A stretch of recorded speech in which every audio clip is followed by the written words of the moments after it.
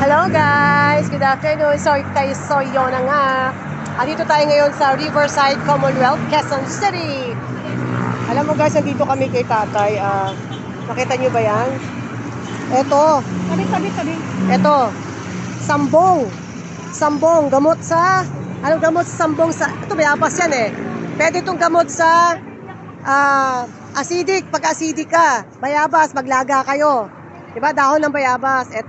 Ito naman ang sambong. Pag may mga UTI kayo, sakit sa kidney o ano pa, nagda-dialysis kayo, ito, pwede na to. Sambong. Marami pa iba ito. Dahon ng guyabano. Guyabano. Maraming pwedeng gamutin ng guyabano. Search nyo lang po sa YouTube. Ayan si tatay. Ayan, diba?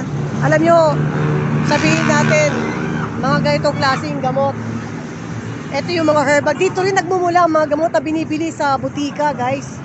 Kaya dito na tayo sa mga herbal medicines para maprotektahan ang inyong mga sakit sa katawan natin. Lalo na yung mga cancer. Iwas sa cancer, iwas sa sakit. Pag herbal tayo, ito yung sinasabi nilang herbal is the best. Diba? Kaya, guys, diba tayo naman sabi niyo tayo? Okay. Okay, so alright. Okay, sige. Bye-bye guys. Mga kasayo na nga.